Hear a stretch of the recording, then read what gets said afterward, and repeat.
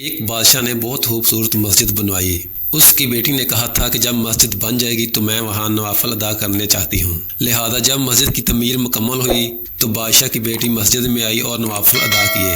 مسجد میں کام کرنے والے مزدور سب جا چکے تھے۔ ایک لڑکا ابھی فارغ ہو رہا تھا کہ سب چلے گئے اور وہ اس وقت وہی تھا، مگر کسی کو معلوم نہیں ہوا اور اس نے شہزادی کو نوافل ادا کرتے دیکھ لیا۔ اس لڑکے کو وہ منظر بہت خوبصورت لگا۔ سب کے جانے کے بعد وہ گھر گیا، لیکن اس کی آنکھوں سے وہ منظر اوجھل نہیں ہو رہا تھا۔ اس نے اپنی والدہ کو بتایا اور کہا کہ میں شہزادی سے شادی کرنا چاہتا ہوں، آپ بادشاہ کے پاس رشتے کے لیے جائیں۔ تو اس کی والدہ نے اس کو سمجھایا کہ ہم کہاں اور وہ کہاں، لیکن اس مزدور سے کچھ ہوتا نہیں تھا، نہ کوئی کام کرتا، نہ کچھ کھاتا پیتا۔